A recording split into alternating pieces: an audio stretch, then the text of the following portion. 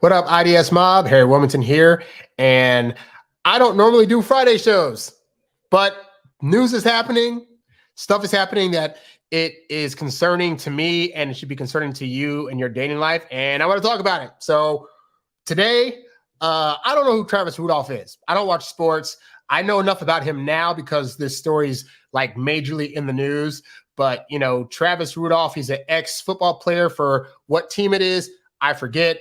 But he recently got found not guilty of unaliving somebody on his front porch in Florida. And I think that this is a good case to go over because basically the short gist of it is that his ex-girlfriend found out he was cheating, got mad, and sent some guys over, including her brother, over to his place to, quote, shoot up the shiznit. And in the process of that, he stood his ground and fired back and ended up unaliving somebody and had to go to trial for it. And so obviously this chick's insane and these are not the kind of women you should be dealing with. But I do think that this story highlights the importance of understanding why it is that you should not be messing with 304s or women that are very, very loose. And I think that, you know, there's been stuff out there that other gurus have said, like, you know, oh, people that are high value men, they have the right to exercise options. They can sleep with who they want to. And I really want to kind of talk about, is that a thing that should be happening and some of the dangers and harm that can come to you if you end up doing that with the wrong chick. So we're going to talk about that today because I got a whole lot to say about this story that I just read about. But real quick, before I get into that, so I've been out of town. I just got back from a trip. Unfortunately, my cousin passed away like 2 weeks ago. He was in a very, very bad accident. And it was so bad that it was a closed casket funeral. It was horrible. So I was on a plane flying to that. But when I was on the way to that, I was behind this couple leading up to going on the plane. And I thought it was interesting enough to I took a picture. So I'm gonna show you a picture of these people right here. So hold on, click here.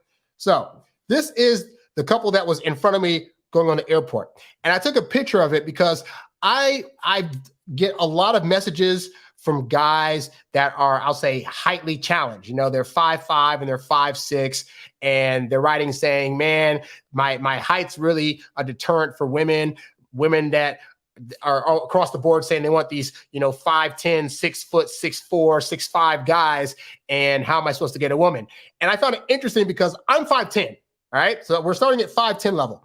So the couple in front of me, obviously they're married and they have a kid. This dude was easily like, I want to say 5'7" at his best day, right? So this guy is 5'7" that I saw at the airport, but his wife with him was easily like 6'1" because she was a little bit heightened over me. And again, I'm 5'10", right? So you have this, we'll say 6'1" woman and this 5'7" guy got together, fell in love, had a kid.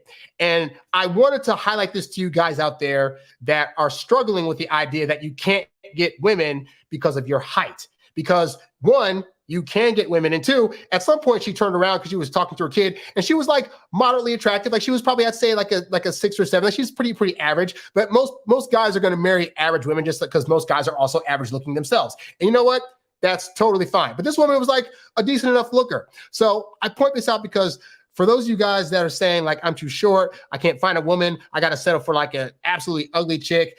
I saw evidence in the wild this weekend, or this week rather, that is not the case. But how did this guy get this woman? I don't know their story. Hey, for all we know, they could have known each other since childhood when they both were around the same height. And then at some point he stopped growing, but they were still in love. He could have met her on a dating app. He could have met her through a group of friends. But the point was, regardless of how they met, ultimately his height did not deter her from wanting to get with him, start a life with him, and have kids with him. And this is why I try to tell you guys to get out of your head, because sometimes the things that we think, we start to believe like that's true reality. And sometimes we have our blinders on that, and we're not able to recognize that outside of the small group of women that are saying, oh, I don't want a guy with X amount of height, that there are plenty of women out there that are like, if a guy just treats me right and treats me well and is able to, I can feel chemistry with him, then you know what? I'll give it a shot. And you could be that guy, but you have to walk into the situation knowing that, yeah, your height might be one thing on the list that isn't there for her, but that you have a plethora of other qualities. And more importantly, that in spite of your height, she also needs to qualify herself to you before you make the decision to date her. You see, you can't have this thing of like, well, gosh, I hope she accepts me. You need to go in there knowing that you are already worthy of being accepted. And that walking in the pathway like that is going to get you better results. Because I've said on the show before, I have a few friends from my college days that are now married to women who are like 5'10", 5'11", and they're like 5'4" and 5'5". So you got to get past this whole height thing. And hopefully me seeing evidence of this in the wild will prove to you that you as a short guy, if you're watching this, you can get women that will actually want to date you and start a family with you. So I just wanted to point that out because it was just some nice thing that I saw in the course of this awful, awful week, because I had to go to a funeral yesterday. It's always nice at funerals to be able to see family that you haven't seen in a long time. And that was part of it. I just wanted to be connected to family at this time. But it's such a sad event when somebody that is around your age, because I'm 41 and he was 40, and he got into a horrible thing, and that was it. And so I put a couch chat out yesterday, basically saying what I'm going to say now, which is that you don't know how much time you have left here. So make the most of it. If there are things in your life that you want to get, but maybe you haven't built up the knowledge that you need to get those things, if you're still breathing, there's still time to figure it out, but don't die with regrets. And my cousin, he had a family, 2 kids and a wife and a job that he loved. So I can't say that he went out of this world with too many regrets in terms of the trajectory of where he was at currently in his life. And I want that for you too. I want you to be able to be living the life that you want. And I can help you with that. If you want my help, you can go to introvertdatingsuccess.com and you can sign up for one-on-one coaching or get any one of my ebooks or programs that are designed to help you out. All right. So let me change up my screen setting here. I got to remove this story and then add the new one on, because we're going to talk about this Travis Rudolph guy. Again, I don't follow sports like that. So anytime there's a story that's happening that's bigger than sports about these people, that's when I'm like, oh, okay, this is a big deal, because I should not know this person's name. But I know their name because they got in some serious crap. So let me pull that up here. Where is that on here? Un momento, por favor. Let me see. Okay. So I'm going to pull this story up for you guys. And what we're going to do now, hold on a second here. There we go. So share my screen. Booyah. All right. All right. So we're going to talk about this story. So there's a guy named Travis Rudolph. He's an ex-football player, and he was recently on trial for unaliving his ex-girlfriend's, one of his ex-girlfriend's brother's friends, because they basically were told by her to go up to his house and quote unquote bang the place up. And so they went to do that, and he defended himself by pulling out his bang bang tool and unaliving somebody.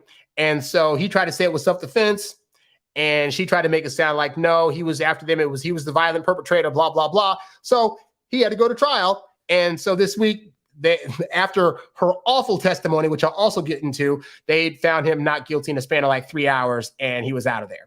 So, but I want to talk about this because I think this is a good lesson for those of you guys that are, thinking, man, I want to get to a point in my, life or whatever, where I have enough status to where I can just bang all the women. I can just hook up with anybody, anytime, any place, and it's totally fine. Or you ain't even got to have a lot of money like that. You can just be a smooth, suave guy thinking I should be able to sow my wild oats and hook up with anything else out here. And hey, I get it. I'm a guy. I've had those urges as well. So it's not like I don't understand what you're going through. But what I want to point out that in this day and age, especially with, the way that media is and the fact that women are going to be more apt to be believed than you if something goes bad, that there are things that can go horribly wrong if you decide to cheat on or mess with the wrong woman, one that doesn't have a good temperament, one that is showing signs of anger, and one that is willing to retaliate in awful, awful ways. So first, I'm going to go over the story, and let me pull up my screen here to see what that's about. I'm going to pull up on the bigger screen. I want you all to see this. All right. So first, I'm going to read you the verdict story. So the story says, verdict watch, former FSU NFL player Travis Rudolph found not guilty of unaliving and attempted unaliving. So the jury took 4 hours to find Travis Rudolph not guilty of first-degree unaliving in an April. I got to keep saying unaliving because YouTube buzzwords, strikes, yada, yada, yada. Anyway, fatal bang banging outside of his Lake Park home. So here's the story. Jurors found former Florida State University football player Travis Rudolph not guilty of unaliving Wednesday, concluding a 2-week trial in which Rudolph insisted he unalived a man and almost unalived 3 others in order to save his own life. The jury reached its decision after fewer than 4 hours of deliberation. Now, those of you that know these unalived trials, you know these juries sometimes can take days on end to decide a verdict. Anytime that they come back within like 3 or 4 hours, that's usually not a great sign for the prosecution, because that means that they did not prove their case enough to where they believe that this other person saying that they did this thing did the thing. And so that's what happened here. So it says Rudolph, who played briefly in the NFL, faced 1 count of first-degree unaliving and 3 counts of attempted unaliving for the fatal bang-banging outside his Lake Park home 2 years ago. So I'm going for manslaughter. It didn't happen. He left the courtroom smiling, blah, blah, blah. So this is all stuff just not important. The charges against him stem from a late-night incident on April 7, 2021, in which 4 young men appeared on his doorstep to confront him about a dispute he had with his girlfriend hours earlier. The confrontation turned violent, Rudolph said, and he armed himself with a semi-automatic.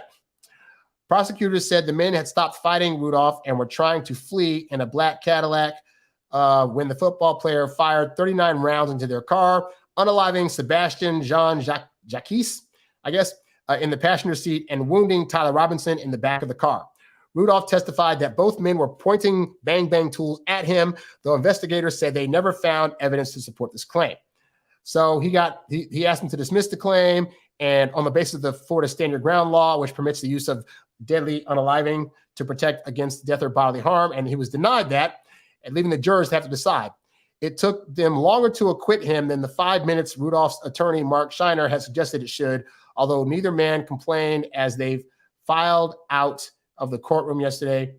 It means everything. I got my freedom back. So, guy's off, right? He's found not guilty. That's fantastic. But how did he get on trial in the first place? How did that happen? What actions led to him ending up in this situation where he had to go to trial to protect himself and defend himself against unaliving somebody? So let's see. We're going to scan through this stuff about how people reacted and blah, blah, blah, blah. You may disagree with the verdict, whatever. About something, been some bang, bang, bang. I'll get down here. See. Oh, man. Okay, so this is all the unimportant stuff that I read through earlier. Dump the bang, bang tool, blah, blah, blah, blah. Trying to get down here to where they're talking about what she did. Okay, here we go. Scheiner maintained Wednesday that Rudolph's story has never changed. He said during closing arguments Tuesday that the only thing his client was guilty of was, quote, not being smart with women. I want to read that again. The only thing his client was guilty of was not being smart with women.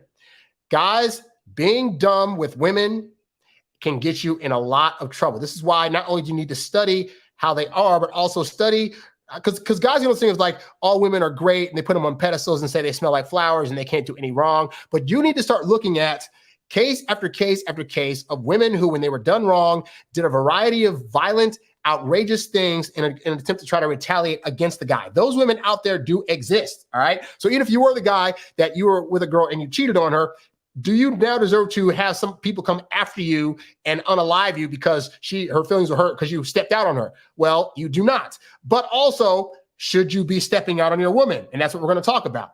So anyway, Rudolph admitted during this deposition that he cheated on his then girlfriend, Dominique Jones, and antagonized her when she found out on April 6, 2021. Jones became enraged. Rudolph's ring doorbell recording her as she smacked him, the pair hurling insults at one another. Jones told her brother that Rudolph slammed her to the ground during their fight and asked him and Robinson to, quote, please go shoot his shiznit up. The Jones siblings and their friends testified that the text message wasn't serious and that the men arrived at Rudolph's home seeking answers and an apology, not a bloodshed. Scheiner maintained that the opposite was true, deeming Rudolph a hero for saving him and his brother's lives. He's been totally confident, more than any of us actually, that the truth was going to come out. His faith in God helped him get through this. So what did she say on the stand during the trial? Because they did have her testify for like 2 days straight, right? So here's what she says went down. It says the ex-girlfriend of Travis Rudolph was cross-examined for hours on the second day of testimony in the former Florida State football star's unaliving trial. Dominique Jones, who testified the day before that she never intended for her brother and his friends to hurt Rudolph when she texted her brother to, quote, shoot his shiznit up after learning of the football player's apparent infidelity, was back on the witness stand Tuesday. So the defense attorney attempted to portray Jones as an out-of-work real estate agent who was married to another man. So again, she was jealous of him for cheating, but she was actually married this entire time. Double standard? Yes, it is. Continuing. Jealous of Rudolph's professional football career and angry with Rudolph at the time of the April 2021 fatal shooting in Lake Park. I want to stop and pause for a minute because, Kevin Samuels used to say that, high value men don't cheat, they exercise their options. And so that was referring to like guys that are in high positions more often than not have the ability to be able to date and or bang multiple women, and women will accept that because they're like, they'd rather be shared by a winner than be solo dating a loser, right? But even with that, you have to have discernment about A, if you're going to do that, and B, if you're actually in a position to handle if a woman isn't going to be wanting to actually deal with you doing that. Because this is a guy we could say was high value, not even in the money sense, but in the sense of his position. He was a football player. He's on the come up. Obviously, if he's a football player, a lot of women are probably going after him, which status-wise makes him high value to most women, right? But he didn't do his due diligence. He just assumed, well, I'm high value. I got this football position. Girls all around me are going to flock to me. So I'm going to go have my fun with anybody and everybody. And you know what? If another girl finds out that I'm hooking up with some other girl, I don't care because I can do what I want to do because I got this position. And that is a very dangerous way to walk in the world because, again, you do not necessarily know. If you're just hooking up with randos and you don't have like logged in time with these women, you don't know if that woman that seems sweet today is going to throw a B fit and flip out on you if you end up stepping out on her, even though you're not calling it a relationship. If she's getting indications or feelings that this feels like a relationship and then you're bringing other people in, then they might act in ways that you don't want to, which we'll talk about a little bit later. So she's testifying. Jones testified Thursday that Rudolph became confrontational and wouldn't let her leave after she read his text messages with another woman. She also admitted to smashing his PlayStation and calling him a broke B as the confrontation spilled out onto the front yard of Rudolph's home. So it's interesting. He got charged with this crime, right?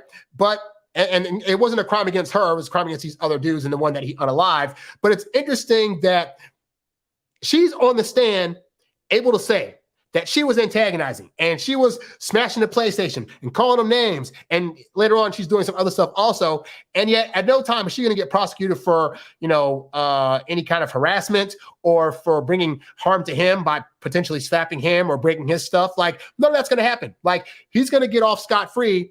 And up, as far as I know right now, she's not getting charged with anything. She's not getting charged for sending a text that caused dudes to go to this guy's house. She's not being charged for slapping him in the face and for doing these other things because she's a woman and it's a double standard. And so again, I stress that, guys, you don't know if a woman's going to act like this when you first start hooking up with her. Like, you're thinking, oh, she's got these boobs and a butt and I'm going to get her wet. It's going to be so great and blah, blah, blah. And in the process, you're just thinking, well, I'll bypass the personality to get to the bedroom and figure out her personality later. You guys need to start doing the opposite of that because right now you're putting the cart before the horse. You're saying, I'm going to bang her first and then figure her out later. But you could do that bang, find out she's a psycho, and now you got a psycho that's also had you inside of her and doesn't want to let you go. And that's going to cause more problems in the process. So continuing her testimony. Oh, this is her, by the way. She looked like somebody that's going to cause some trouble. She looked like somebody, she got the fake weave and the dead eye stare that's just like, I will mess up your entire life because I can, and nothing will happen to me. And you got to look at women's eyes when you're dating them. See if they got crazy eyes. See if they're like that woman that's like not all the way there, or she seems like she's a little too on board with the program early on, and start asking questions. Hey, what are your exes like? Why did you guys break up? See if she has any stories of her fighting people or arguing with people in the past, because those are going to be big tells about how she's going to treat you if you do anything wrong to her, whether it's on a low scale or a high scale. Anyway, so Perlett is asking Jones a question, says, isn't the moral of the story is that you sent your brother and your friends to go unalive Travis? And then Jones says, no, the moral of the story is him putting his hands on me. That is really the basis of everything. And I didn't send my brothers to unalive him. Now, in the footage from the ring camera, you see them trying to go into, I think, his house, and she just out of nowhere just slaps him. he didn't push her, he didn't choke her. He was walking into the house and she was like, bam.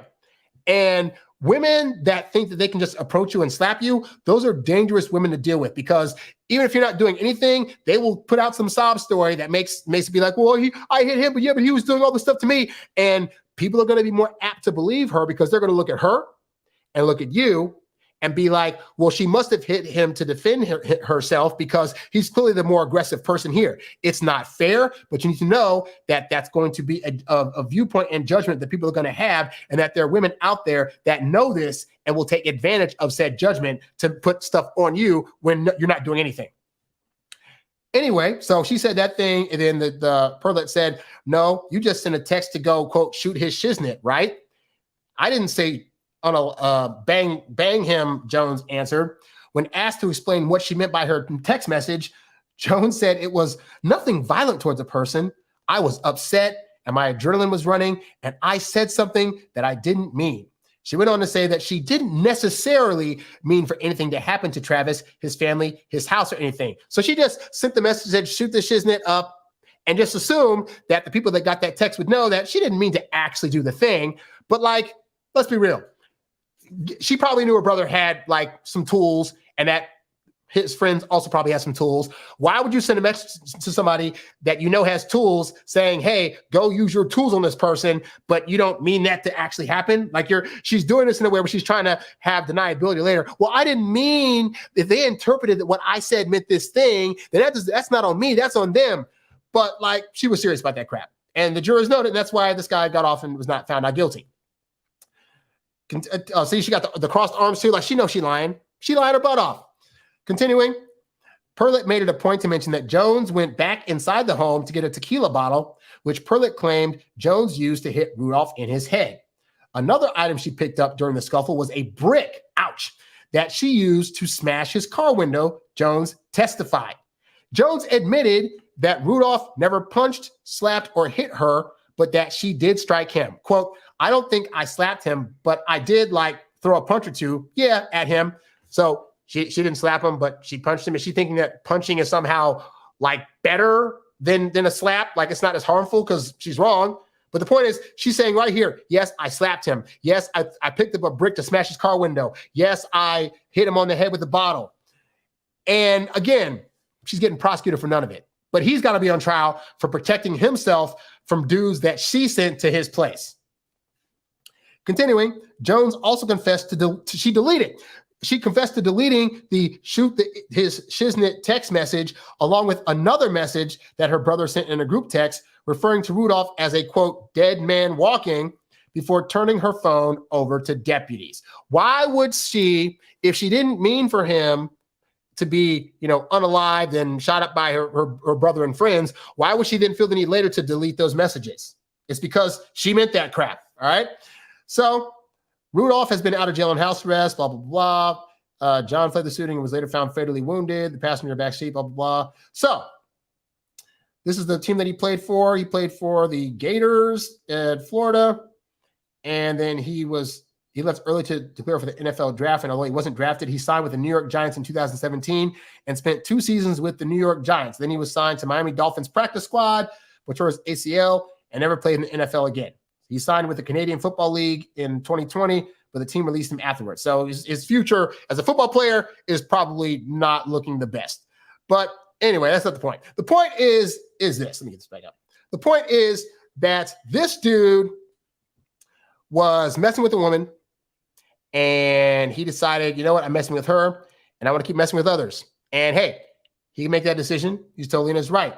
But if he's going to do that, was he prepared to accept potential consequences? Now, he probably thought at worst, maybe the woman will get hurt or cry a little bit or be like, you're just a slime ball, whatever, and move on his way, right? So hopefully from this incident, though, he's learned that, hey, maybe me like messing with all these chicks and not having vetted them properly is not the best thing for me to do. But for you guys out there that are thinking like, oh, man, but I want to be able to sell my wild oats and blah, blah, blah, I want to go real quickly over 5 negative consequences of having what we'll call a male 304 phase. For those of you that don't know what 304 means, take a calculator, spell it out, and turn it backwards. It's HOE, but it's in number speak, right? But yeah, a lot of guys think that it's cool to go through a 304 phase and just do whoever, whatever. And aside from like the obvious stuff like STDs or women getting clingy, there are some potentially violent, harmful things that women might do to you if you are going through this kind of thing with women that actually don't really like when guys do that, because most women don't, but also have an edge to them that says, if anybody's doing me wrong,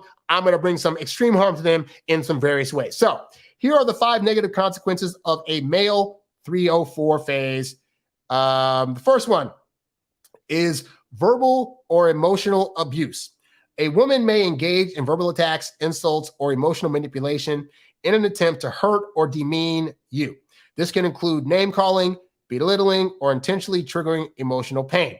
And for those of you that think that the woman you're with now is all sweet and innocent, and even if you're cheating on her, she would just kind of be like, oh, you hurt my feelings, oh my God. Let me tell you, hell hath no fury like a woman scorned. That is a saying for a reason. And the reason is because when women get their feelings hurt, they feel like you purposely took a dig at them or purposely did something to harm them, that to them feels as bad as you getting kicked in the balls. So when you are doing things that are intentionally doing things against her, like cheating on her or hurting her feelings, then she can come with like the verbose language, you mother effer this, your mama's that, like you're next to nothing, you got a small D anyway, you ain't got enough money to keep me, like those things will just start spewing out of a woman that you thought would never say those things in your entire life. The second negative, harmful consequence of a male 304 phase is physical violence or destruction of property. In extreme cases, a woman may resort to physical violence towards the man or engage in destructive behaviors such as damaging property out of anger or desire for revenge. So in this case, what happened? You had a woman that was breaking PlayStations. You had a woman that was bringing destruction to his car. You had a woman that was suddenly hitting his head with bottles and slapping him in the face. And like I said, it's not that you are deserving of this, but you got to understand that women are very emotional, and not that men can't be, but overall women are very emotional. And so when you hurt them, it's not just a thing of like them being able to logically in the moment say, oh, he did this thing, he must not want me, I should move on. It's going to hurt them at their core. They're going to feel some kind of way. And there are plenty of women out there, again, you would think would never do anything of the sort, but women flip out and start breaking things and trying to harm you in these destructive ways that you thought would never happen simply because you stepped out on them.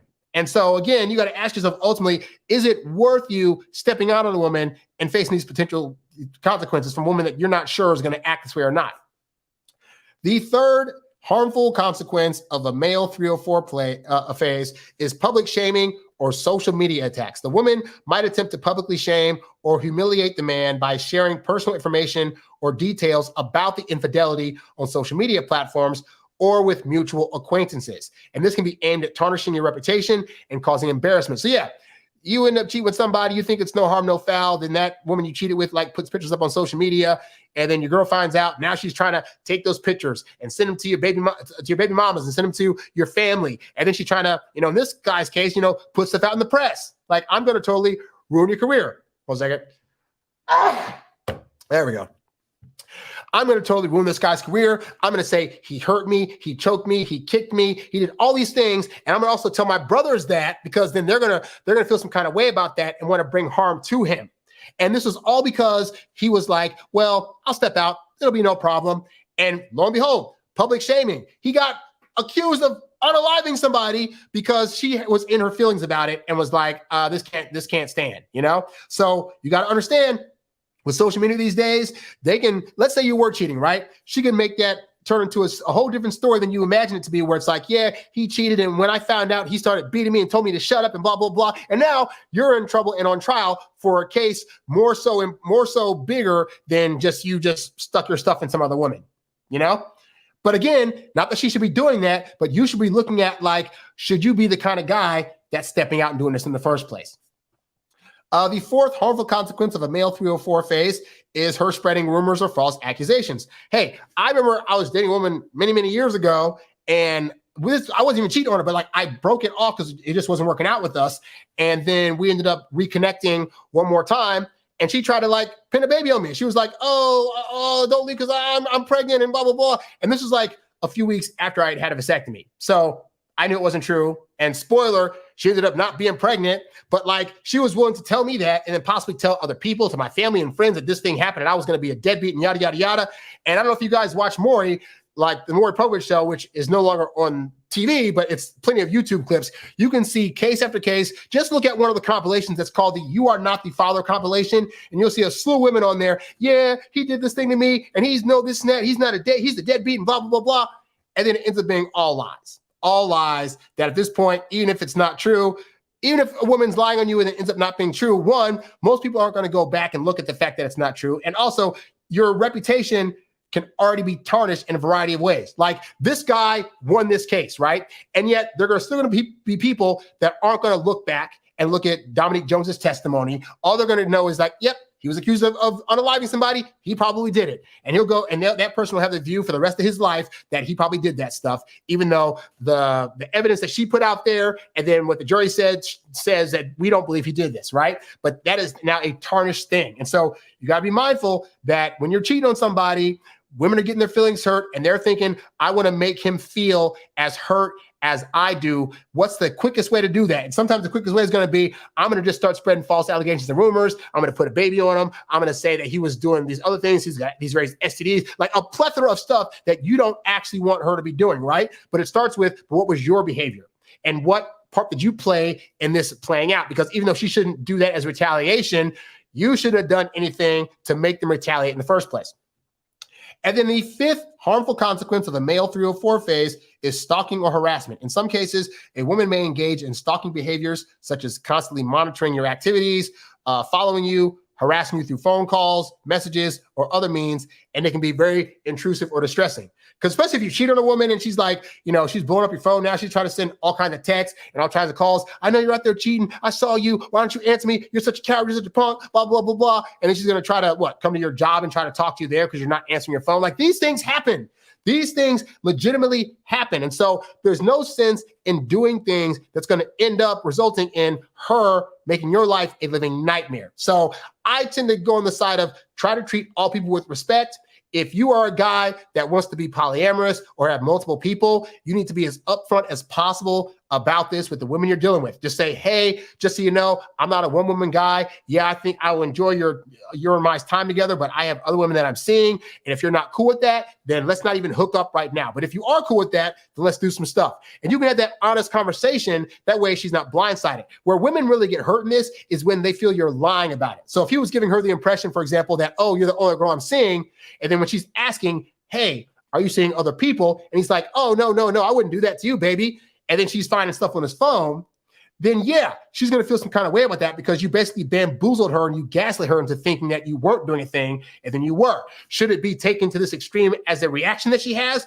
It should not be, but understand some women will take it to this extreme. And so this goes back into what's your personal responsibility. And are you being an upfront guy saying, hey, this is what my life's about. This is how I treat women. This is the things that I want to do. I don't want just one person. And if you're on board with that, great. Or are you trying to say, oh, yeah, just you, babe. And then you're banging like a bunch of other women. If that's the case, then as much as this is going to suck to hear, you should not be surprised if the reaction a woman has is going to be severe. It doesn't justify it, but it is saying when you put yourself in certain environments and do certain things, you can't be surprised if the reaction that you get back is a little stronger and more outrageous than you anticipated, because we can't always anticipate what a person's reaction is going to be if we treat them crappy. That's all I'm saying, guys. That's it. So that's all I really want to talk about this afternoon. Just that case was just like wild to me. I was like, oh my God, I got so many thoughts. So let me know if you guys agree with those thoughts. Let me know if you don't. Leave them down in the comments and below. But thank you guys who checked in to watch. Be sure to catch this. I used to do these shows every Tuesday at 3 o'clock. So I'll be back on Tuesday with another show for you guys. But in the meantime, thanks for watching this one, and I'll catch you guys in the next one. I'm out. Peace. Call this beat Will Smith, cause it's